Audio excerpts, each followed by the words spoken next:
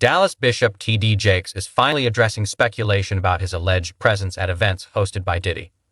Reports suggest he may be pursuing legal action against individuals making public claims about him. Following headlines involving Jay-Z and Beyoncé, Jakes has become the latest high-profile name tied to attempts to discredit sources connected to Diddy's controversy. This raises serious questions. What exactly was his role at these gatherings, and what are the claims being made? You're not feeling this good. Here we are. Grateful. Hang tight, sir. We're just waiting to get you to open the car. Okay. I'm grateful to y'all, all the people who prayed, all the people who texted, all the people who had prayer vigils, all the people who were concerned and sent love and sent notes. Just grateful. Thank you. Didn't have to turn out this way. Just grateful. Not afraid to die. Don't want to hurt my kids.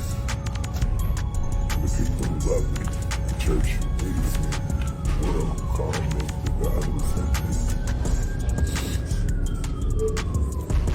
Sometimes you just gotta be. On November 25th, Bishop T.D. Jakes filed a defamation lawsuit against Pastor Dwayne Youngblood, who publicly accused him of misconduct dating back to when Youngblood was 18. Youngblood claimed incidents occurred during church services and stated he had witnesses and phone records to support his story. The allegations were deeply disturbing. Since then, Bishop Jakes has also been mentioned in legal documents linked to Diddy and referenced by comedian Cat Williams in connection to the broader controversy. You can't even imagine being 18, 19 years of age. This person is killing it, and they're saying to you, come on in, let's talk. And so I did. I went in. We sat down at a very long dining room table in a room that she had. And for 2 hours, it was unbelievable. Pouring of heart, crying, him talking about my father. We talking about these scenarios. And I inwardly just knew I had finally found someone who could get it. Someone who understood. I'm sitting at this table, and for the first time talking to any man, I got tears coming down my face because somebody gets me. Somebody understood what I was going through. Well, after sitting there and having this long discourse with him, I finally look at my watch and I'm like, oh my goodness, I got to go. I got to get this car back to my mother. She's going to kill me. So I said to Bishop, I got to get up. And I got up from the table. He got up from the table. He walked around toward the way I had to exit quicker than I got over there.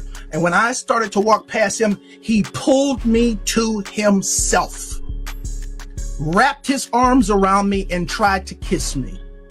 And in that moment, I literally died.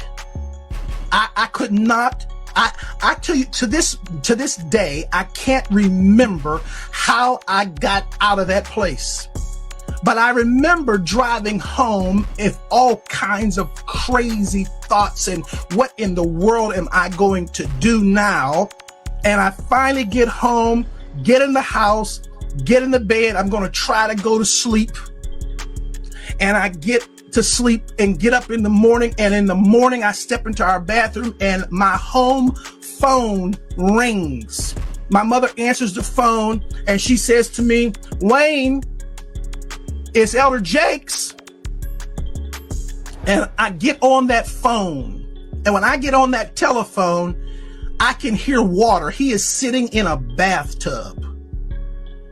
And in that thing, he says to me, without any hesitation, there's 3 things I need you to do. The first one is, when I come to Pittsburgh, you're going to be the only person I sleep with. The second one is, you can't sleep with anybody else because I don't want to give my wife anything. And thirdly, I will take care of you the rest of your life. I can't to this day remember how I got off that phone, but I do know I made a decision that I wasn't going to the service that night. And eventually I told my mother, I'm not going to go to the service tonight. She says, no. you know we got a rule in this house. If we go, you go. I never told her what he had done. I went to church, and the most humiliating thing imaginable happened that night at church. Bishop Jakes, getting up to preach, speaks into that microphone. I'm going to ask young minister Youngblood to read for me. And after all of that drama of the last 24 hours, I had to read before. T.D. Jakes was first named in Lil Rod's lawsuit against Diddy, where claims surfaced that Diddy allegedly leveraged Jakes' religious influence to clean up his public image. According to the suit, Jakes allegedly used his position at the Potter's house to support Diddy's reputation and provide access to news circles. While Jakes has denied any misconduct, he has remained silent on allegations regarding his presence at Diddy's events. World-renowned Dallas pastor T.D. Jakes is named in a federal lawsuit against musician Sean Diddy Combs. It's filed by a producer that worked with Combs. It discusses how the singer planned to leverage his relationship with the bishop to soften the impact on his public image of Casey Ventura's lawsuit. Ventura is a former girlfriend of Combs who filed her own lawsuit in November alleging abuse, violence, and sex trafficking. Meanwhile, Combs' lawyer is criticizing the raids at two of the hip-hop mogul's homes in a federal sex trafficking investigation. He called them an unprecedented ambush. It comes as we're getting a new look inside Combs' L.A. house after the search by federal agents. Carter Evans has details about what the feds have uncovered so far. Guns, cell phones, and other electronics are among the items taken from the homes of music mogul Sean Diddy Combs, according to a source familiar with the search warrant performed by federal agents at his properties in Los Angeles and Miami. TMZ says this video shows the aftermath of the raid inside Combs' L.A. mansion. Drawers emptied, documents scattered, and safes opened and searched. Hours after the raid started, Combs was seen walking around the Miami Opa-locka airport, according to TMZ, which also obtained this video. Later, at the same airport, authorities arrested Combs' associate, Brendan Paul, and charged him with drug possession. In a civil suit filed against Combs by former music producer Rodney Jones, Paul was accused of being a drug and gun mule who allegedly aided Combs in sex trafficking. Yesterday, Diddy's lawyer called the law enforcement action nothing more than a witch hunt based on meritless accusations made in civil lawsuits. Could this federal investigation have come out of these private lawsuits? Oh, absolutely. If it involves sex trafficking, or drugs, or weapons, or other illegal behavior. Lori Levinson is a former federal prosecutor. They've decided this is worth a lot of resources across the country. So once they've done these searches, they have evidence to follow up on. And if they've got it, they'll move on it. We still here, you're rocking with the best. Even though Combs has not been publicly named as a target of the investigation, he says he's now prepared to fight to clear his name. Interestingly, multiple witnesses have claimed to have seen T.D. Jakes at Diddy's high-profile gatherings, including his well-known all-white parties. One of them, Gan Deal, allegedly confirmed Jakes' presence and questioned why a religious leader would associate so closely with Diddy. In the past, Gan Deal has hinted at pastors being tied to Diddy's inner circle, suggesting that some may be hiding behind a righteous image. How certain people act after one drink, two drinks. And if those girls was drinking out those bottles that he said Diddy laced, and he could show on camera, and he could show that some people had passed out, or some people were acting a certain way after they had those drinks, he won his case on that one. When you was around Diddy, was he doing drugs, like party drugs, like ecstasy and stuff like that?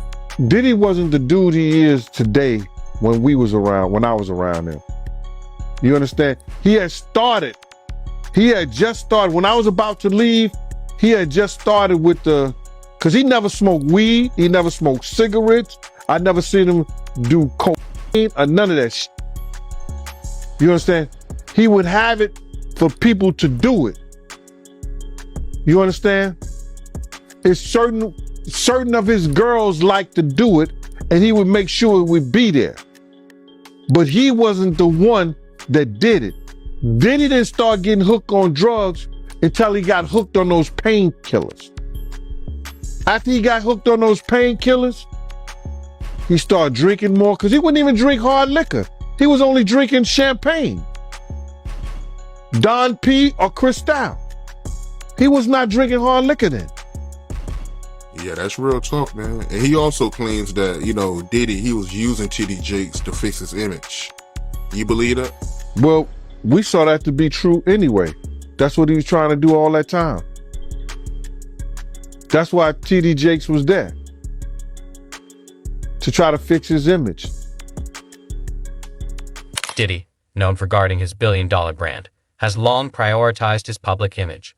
Reports suggest he made significant donations to T. Jakes' megachurch, with Jakes allegedly helping to boost Diddy's standing in return. Since being named in the lawsuit, sources say Jakes has been under intense stress, at one point nearly collapsing on stage. Those close to him claim he's deeply concerned about getting pulled further into the legal fallout and is hoping to keep things quiet. So I want to get right into it, man. How you feel about these rumors surrounding, Diddy and T.D. Jakes? Man, what I think about it is this, when I grew up in the church, the sinners was not supposed to have the same atmosphere with the saints. You have to be able to separate the two. So I'm looking at him as a saint going to a party that ain't nothing but sin, drinking, maybe fornication, man on man, woman on woman, he on she. But maybe he there to lay some hands on somebody. Maybe he there to save some souls. I know he got a contract with Revolt, so I'm just like, it's just real strange that he would be found at any kind of Diddy party or any kind of place with Diddy unless it's in a business atmosphere. So now what he's doing is he's making, man, he making the Christians look real bad right about now. And you've been to these parties, right? Oh yeah, I was there when he was doing the white parties in the Hamptons and the whole 9 yards. So I know what goes on at the parties. If, they probably got a little bit more freakier, as time went on, because they got to the point whereas that they didn't even care. It used to be secretly, where people used to go to, separate rooms and different rooms, and they wasn't doing that out in the public, but now they don't care. Men kissing men and all this other, that's crazy. So why do you think he was going to these parties? Reports have surfaced claiming a pastor appears in footage obtained during federal raids on Diddy's Miami mansion. While officials haven't confirmed the identity, some, including Gandil and alleged victims, suggest it could be T.D. Jakes. These tapes are believed to be a key reason behind Jakes' growing concern, as their release could severely damage his reputation and potentially lead to legal consequences. Or his celebrity friends is going to speak or say nothing until they're either contacted or they know what they really got. So you feel like they might be worried that they might be on tape at one of Diddy parties doing something they wasn't supposed to be doing? I think that the celebrities that may be worried is because what Lil Rob said. Lil Rob said in his affidavit that Diddy had every room taped and bugged. Diddy had, bro, can you imagine he had every room taped and bugged, and they found little bugs and little tape recorders, little those micro projectors or whatever like that, or video cameras. They found them in the house, bro. So by them having those things in the house, and people know there's drugs, there's alcohol, there's loose women, there's loose men, woman on woman, man on man, all kind of crazy shit. Bruh, they just wondering who or when they're gonna let this stuff be known. Several legal experts have echoed a troubling pattern in the allegations against Diddy and his circle, suggesting the alleged abuse wasn't solely driven by desire, but by control and dominance. T.D. Jakes' accuser has shared a similar account, claiming he was made to feel powerless and humiliated, even recalling a moment where Jakes allegedly told him he was owned. These claims point to deeper issues of manipulation and authority at the heart of the controversy. So why did you believe in these cases, and why didn't you believe in others that you were presented with? Well, the thing with a sexual abuser is they follow a pattern. They fall to type, and you become very clear on what that pattern is, particularly a serial sexual abuser. And these cases were all identical in the facts, identical in the story. It was beginning, middle, conclusion. They know each other? Boom. None of them knew each other. Did you have them meet? No. Did you have them coordinate stories? No, no. Do you think they had any contact with each other before they came to you? Absolutely not. And when you were talking to them, well, first, the ones that you didn't take, why not? Stories didn't make sense. Stories didn't fit the pattern. Stories were not credible. I mean, this is my 30th year as a lawyer. I've tried over 100 cases. I can assess whether somebody's story is credible. And if I don't believe it, I'm not going to put my name on a pleading, sign it, and file it in court. I'm not doing that. And that's what I did with the 60 plus cases that I rejected. And this is not really your area of expertise. If people look you up, celebrity lawsuits is not really where you make your bones. Why this? Well, I was involved in the Weinstein litigation. Right. I was involved in the Paducah litigation. I was involved in the Hayden litigation. Why did I do this? I do this because it's important. I think it's important for people to be heard, have their chance to get the power back. Because sexual abuse, sexual assault is about one thing: taking power, humiliating, demeaning a person and a victim. It has nothing to do with sex. And so I think it's important. I think it's important to get the word out. I think it's important for men to feel, hey, look, I can come out and be heard just like a woman could. And the defense that, look, they knew what they were getting into. These are regrets. They went there, they partied, and now they see a pocket. No, I don't think so. My client was... Were they gay men? One was bisexual, the other ones were not. And they were going there. The client was bisexual, worked for Diddy. Diddy owed him money for doing errands for him and being his step and fetch, for lack of a better word. And I think it was a power move. It was a clear power move because this guy had the nerve to come to him and say, you owe me money. And so Diddy said, come on to the Intercontinental Hotel. He gives him the drug, knocks him out, sodomizes him. And I won't use the term that my client used, but he said he tried to turn me into his B word. And I think it was a clear power move on each and every occasion. I think the ones that took place in the Park Hyatt, that wasn't partying. My client met him at a nightclub in the city here with a music producer. He didn't think he was getting into that. The man who was in the Hamptons, he thought he was going to a white party. Who wouldn't want to go to a white party? I would have gone to a white party back in the day. I wouldn't go now. But they went there innocently, and this is what happened. Some speculate that T.D. Jakes may have been another figure caught in Diddy's alleged web of influence. According to claims, Diddy would invite high-profile guests to his parties, allegedly drug them, and secretly record compromising footage. This material was then reportedly used for leverage. It's been suggested that this may be how Diddy maintained influence over certain individuals, possibly including Jakes, though none of this has been confirmed. It's all about the money. They saw what he did to Cassie. With the kicking, the punching. They saw what they did to Cassie. They know that nobody in America like that. So now, these people are represented by a brand. Whether it's something about the music, clothing, movies. They're not going to come out and speak on nothing that has anything to do with them. And they praying that they not on the tape doing crazy stuff, being oiled up in the whole 9 yards. They praying. So until the feds say, hey, yo, listen here. We got you on, hey, buddy, we got you on this tape. And girl looked like she was pretty young. We're not gonna show it, but we need you to come and testify against Brother Love, P. Diddy, Puff Daddy, Sean Combs. that's when they're going to start talking. And they're not going to be talking in his favor. When the feds come to them and show them what they got on tape, because if he had 250 tapes all over, 250 cameras all over the house, somebody got caught stealing a cookie out the cookie jar.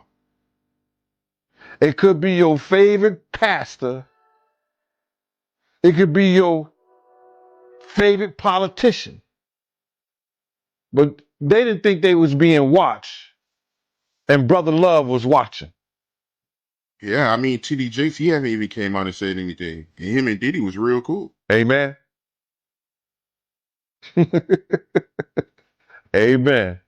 Yeah, man. And I know the people in the congregation over there is shaking in their boots because this man then led them probably allegedly probably led them to damnation because those people's hearts are going to be broken if that man is seen on those tapes doing anything. Because people always put their faith in the pastor instead of putting their faith in God. And what they need to do is understand that he's just a man. And he has a history. It's not looking too good for him. So you feel like celebs are worried that they might be on tape? Oh, they know. That's why they ain't speaking up or saying nothing. Yeah, I was at a Diddy party, but I know I ain't do nothing. When you don't know somebody's taping you, when you don't know that somebody is videoing you in some kind of form or fashion, you got that alcohol, you got the drugs in you, they're a little loose, bruh.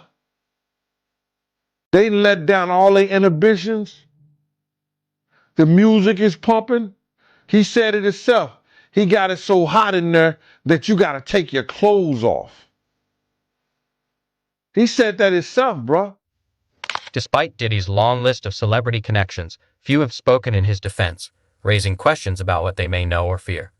The silence appears tied to concerns over being linked to disturbing footage reportedly collected from Diddy's homes. Some believe that blackmail, not loyalty, is keeping people quiet. Bishop T.D. Jakes, once closely associated with Diddy, has yet to address the situation publicly. As lawsuits unfold and more details emerge, it remains unclear whether Jakes is complicit, manipulated, or simply caught up in the fallout of a powerful network under scrutiny.